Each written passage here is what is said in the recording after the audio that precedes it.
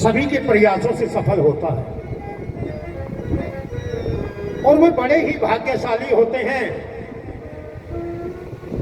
देखिए, जीवन की आयु किसी की 100 साल, किसी की 70, किसी की 80, तो कोई ना कोई बाल्यावस्था में भी चला जाता है। जितना भी जीवन हमने आज तक जिया उसका 50% यानी कि आधा तो हमने रात्रि में सो करके गुजार दिया। मानिए हमारी उम्र 40 साल है या 50 साल है या 30 साल है, 30 सालों में हम दिन में ही तो जागे, रात को तो सोए हैं ना। यानी कि 30 का आधा 15, 50 का आधा 25। वो 25 साल जिसकी आयु है 50 साल, उसने 25 साल की आयु ही काम करा और उस 25 साल की आयु में भी क्या किया? सर्वप्रथम सबसे पहले तो हमें विचार करना चाहिए कि मैं हूं, मैं कौन हूं, मैं कौन हूं।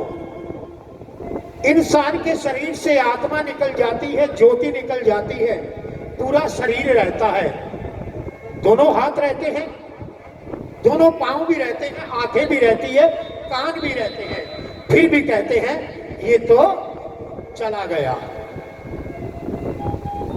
जब तेज पुंज इस शरीर से निकलता है तो कहते हैं ये चला गया। क्यों भाई? हाथ भी सलामत, पांव भी सलामत, कान भी सलामत, सर भी सलामत, फिर चला क्या गया? जिस शरीर को हमने पूरे जीवन बड़ा संभाल के रखा, लक्स से धोया, शैम्पू से नहाए, ब्यूटी पार्लर गए, मेकअप करवाया, वो शरीर यहां पड़ा है और कहते हैं ये चला गया। विचार करना कभी। और दूसरी तरफ विचार कर लीजिए, हमसे छोटे भी चले गए।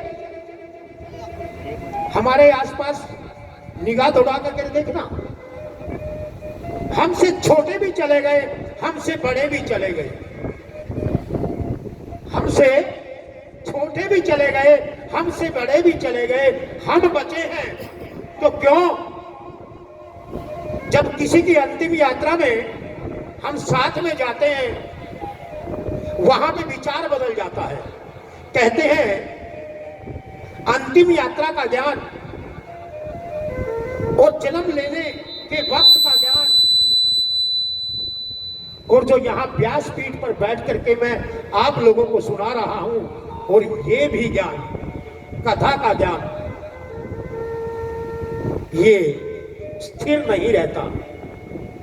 आप जितनी देर कथा में बैठे हैं उतनी देर ही इसको सुन रहे हैं। यहां से उठे, पल्ला झाड़ा, यहां का यहां खत्म।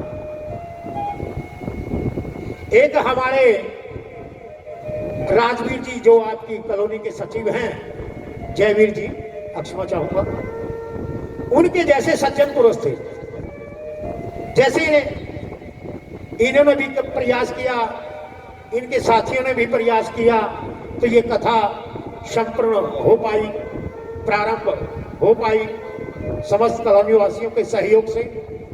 ऐसे ही जयवीर जी जैसे कथा में आए हुए थे, कथा चल रही थी और कथा व्यास एक प्रसंग सुना रहे थे। कथा में एक प्रसंग चल रहा था। स्वामी जी कह रहे थे, खाती हुई गौ को, या कह सकते हैं दूसरे मायने में, चरती हुई गौ को अगर हटा दें तो उसमें बड़ा भारी दोष लगता है। चरती हुई गौ को कभी नहीं हटाना चाहिए। कथा में यह प्रसंग चल रहा था, इतने में उनका सपुत्र आया, कहने लगा पापा घर चलिए।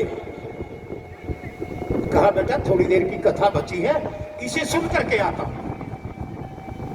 इसे सुन करके आता हूं। गलतीवश उनका सपुत्र घर का दरवाजा खुला छोड़ाया तो एक गौ माता आई और घर में घुस गई।